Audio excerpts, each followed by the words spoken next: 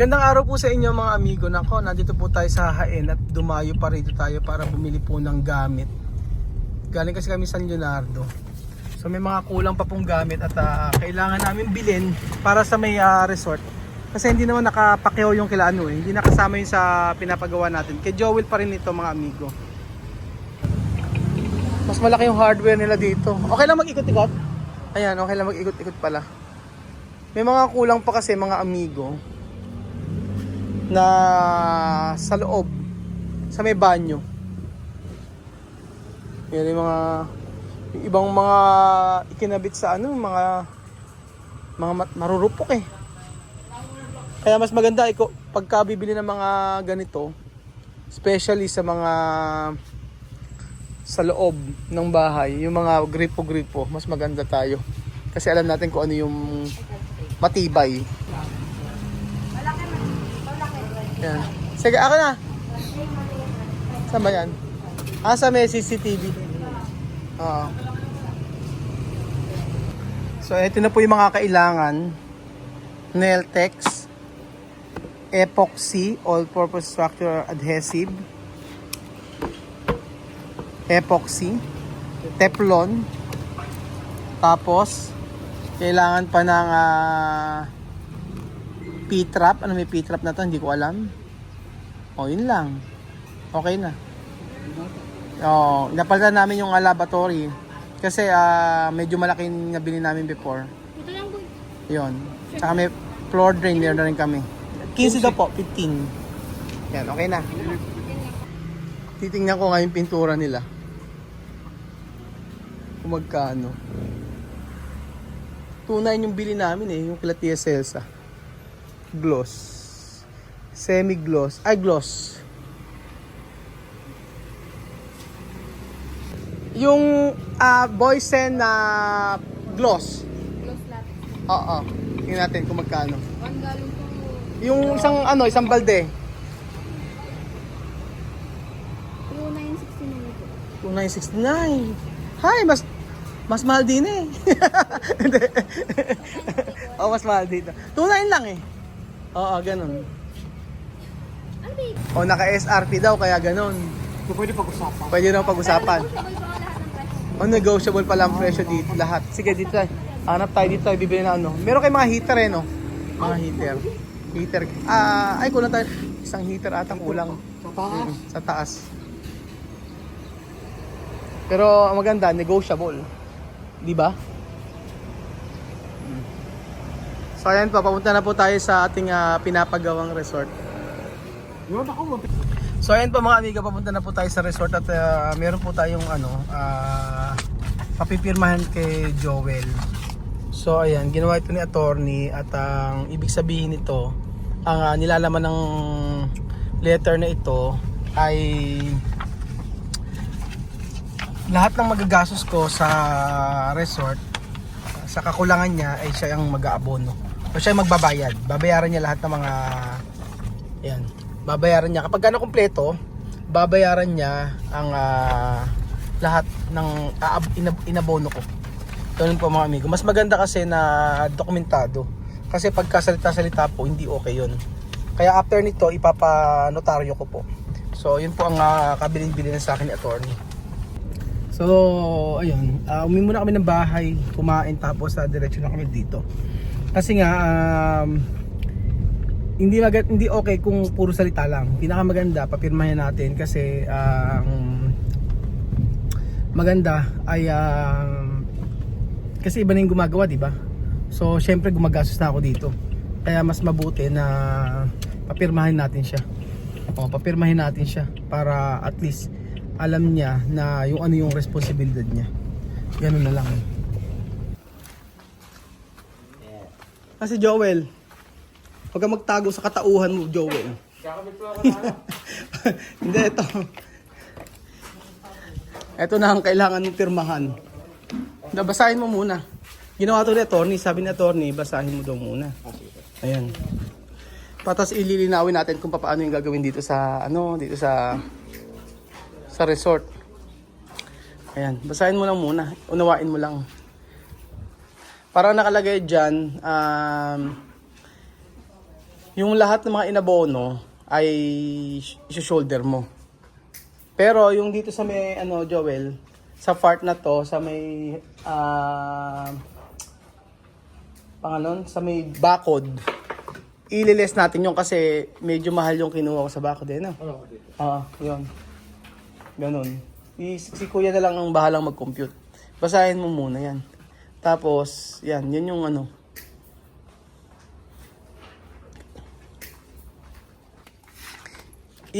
Meron akong letter na ginawa sa kanya.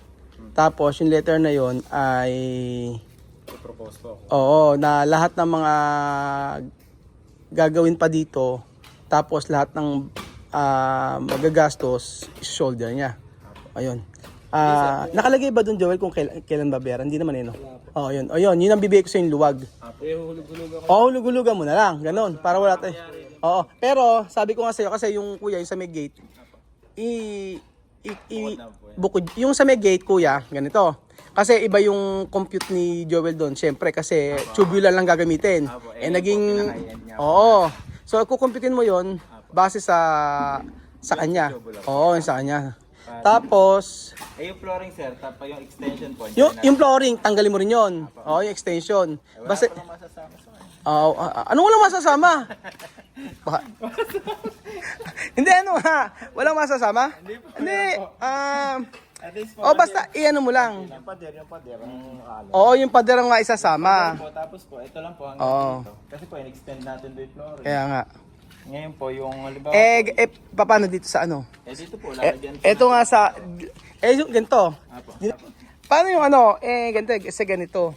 Paano yung mga pending niya? Kalimbawa sa mga tiles. Ito po, paano na rin po natin sa kanila to? Sa kanila na rin. Para mabilis. Kaya lang Joel, hindi pakyaw kung usapan nyo kagaya ditong sana lang. Siguro ang ibabayad ko yung arawan na lang, yung kung ikaw talaga. Yun na lang, tulungan mo naman siya. Apo, Oo, kasi yun na may tutulong mo sa kanya. Yung wag mong ipakyaw, yung talagang babayaran lang niya arawan. Apo. Kasi kawawa naman kung hindi natin tutulungan para makaahon din siya. Apo. Yun sir, ang inaano ko lang po sa inyo. Ngayon po, kasi po, baka po mamaya, di po ba gumagawa?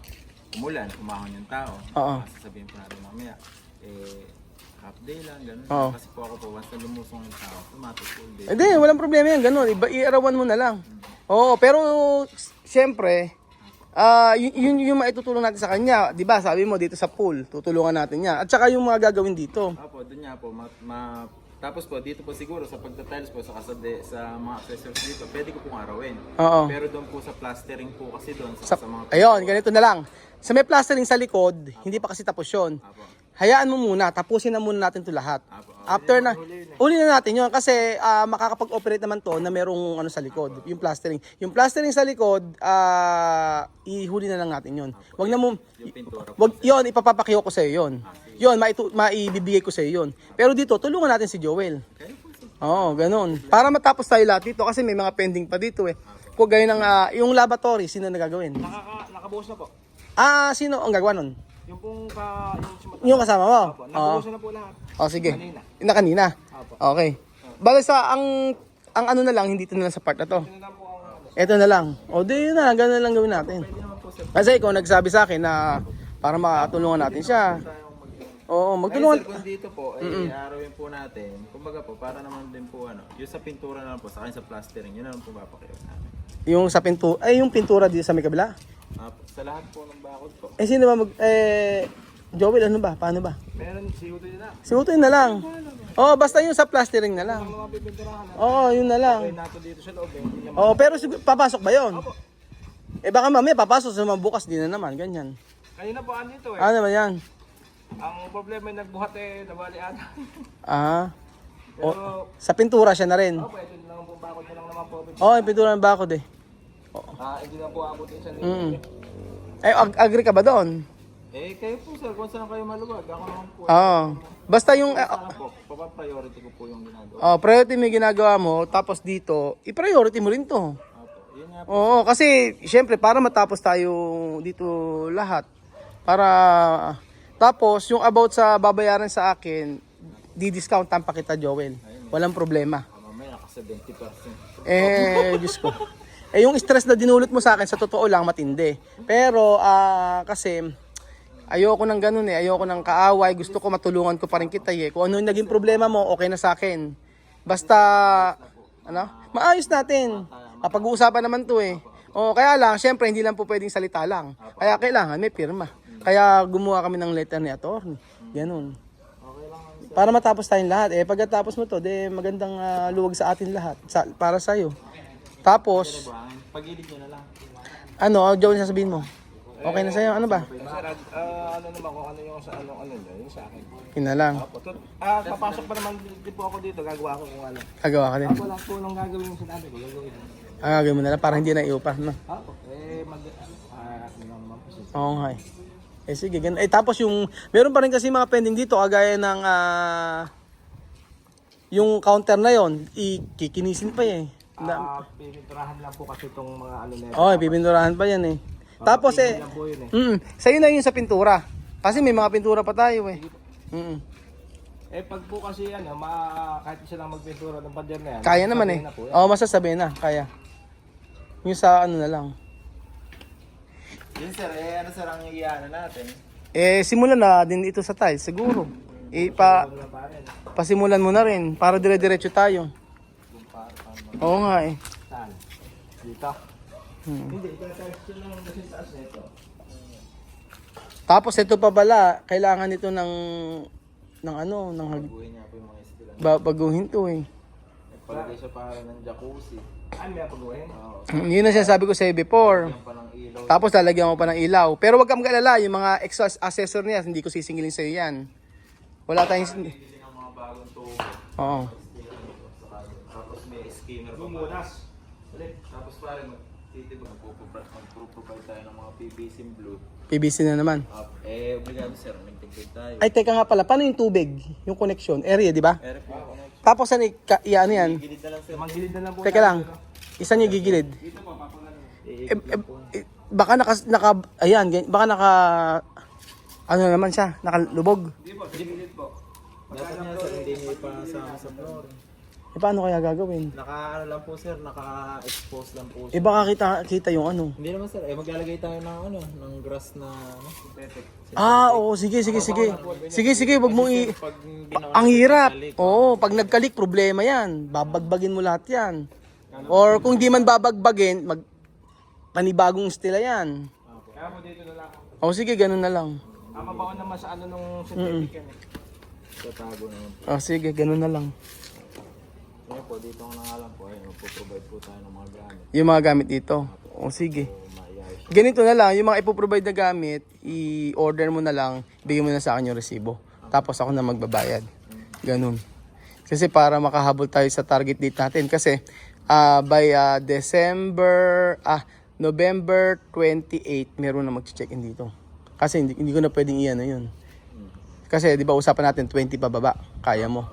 Ayun. Sa amin po na ito, 20 pababa kaya. 20 pababa. Di ba lalagyan mo naman na din dito. Wala naman sa loob eh. Yung sa taas, nakausap ko na si Kuya Marvin. Ini-order lang yung tempered glass. Yun. Tapos, ano ba? Okay na rin po yung laboratory doon, nabusan na rin po lahat. Kakabit na lang. Yung laboratory na, nabusan na yung mga pundasyon. Yung mga ano niya. Asan yung gumagawa? Si ba gumawa? Yung pong dalawa kanina, umuwi na po napili. Tapos na rin. Si Utoy. Napila ba? Napilay. Saan napila? Pero nabuhusan na po muna nila. Bago, Saan napila dito? kanina po, nagbuhat ng tubig na nabigla yung pagkakaangat. Oo. Nagkapayat-payat na. Kala ko uuwi na si Uto, hindi ba? Uuwi po, babalik din siya ng uno ng gabi. No. Masasabihin naman yung pintura. Sabay na po yan. Oo, konti na lang naman, paikot lang na yan eh. Ayaw na niya yan. Oo. Na naman magpito. Tapos yung mga ayan, paano ba? Ito po, ayun po palang sa ano nyo, sa may internet. Oo. Meron akong kasama kahapon na nag-ano, saka kanina. Pwede daw palang bumili ng ganong modem. Wireless, makakakunin po dyan. Wireless? Hindi na po tayo magbubutas. Okay. Wireless modem. Kasi sa loob kanina, Wala eh. sinara niya lahat. Meron daw 4 bar. Saan na bibili? Ganito lang din po. Saan na bibili yun? Tatanong ko, mamaya pupunta po rin yun, babalik yun. Tulong ko nag-ano sa po. Sige. Ganito daw po bibili yung modem. Kaya modem. Sige. Kasi ano yan, go-connect yan yung nasa loob. Wireless lang siya. Pumasok po sa doon kasi kanina, ano yan, 4 bar. Kaya. Hindi tayo Oo, okay, sige. Okay na tayo sa internet. Kasi wala abang dun eh. Wala din. Tayong tayo naman na hindi naman. Oo, hindi naman ako hindi naman sa iniipit kita pero kasi obligasyon mo 'yan. Kaya lang ko naman po. Oo. Hindi naman po tayo. Tapos yung isang kopya ibibigay ko sa iyo pagka notaryo na kasi papanotaryo ko kay attorney. Attorney kasi sabing gano'n ni Joel, meron siyang isang kontrata doon sa may Gapan.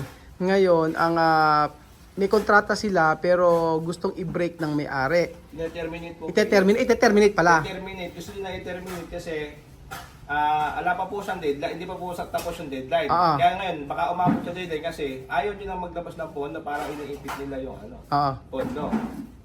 Kumbaga yung deadline na dapat matapos, hindi pa naman Ala pa po.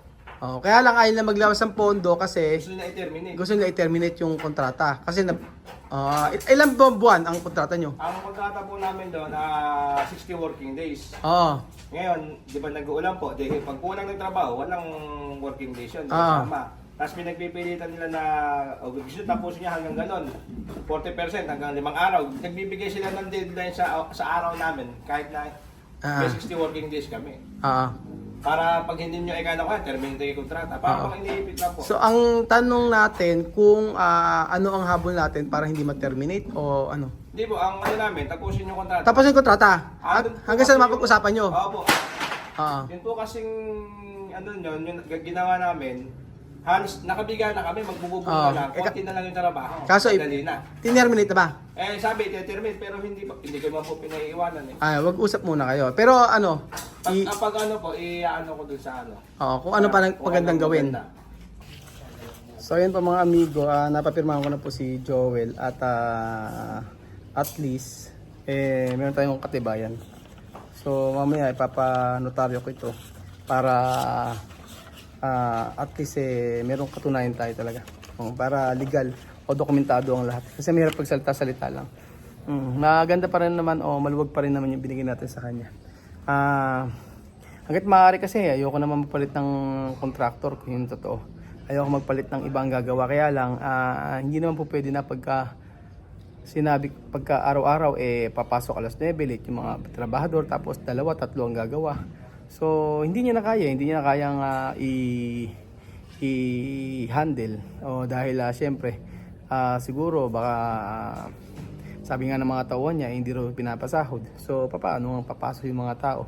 Kaya possible na kaya di ako naman siya pagkakataon kaso wala, ganun pa din. Kaysa may stress ako, gumawa na tayo ng paraan. At least ako ngayon, nandito ako, check ko lahat ng mga ginagawa at ako na ang bahala na mag-monitor kung ano yung mga kulang pa dito. So action na natin para matapos na. So ayun pa mga amigo, at least hindi tayo, kumbaga, malaki pa rin yung ibibigay natin para sa kanya. So kasi syempre iniisip din natin na di ba kasi sabi niya nalugid yung estimate daw, mali ang estimate. So syempre kung yun ang talagang sabing dahilan niya, mali ang estimate, di bigyan pa rin natin ng tulungan pa rin natin. Ganoon naman, at least ako sa sarili ko, pag natapos ito, makakatulog ako na maayos. Kaya alam ko maraming aberya sa resort na ito, pero at least marami ako natutunan at for sure marami ring natutunan si Joel sa nangyari sa kanyang ginawa. So ayun po mga amigo, salamat po at God bless. I-update ko po kayo kung ano po ang mga mangyayari pa.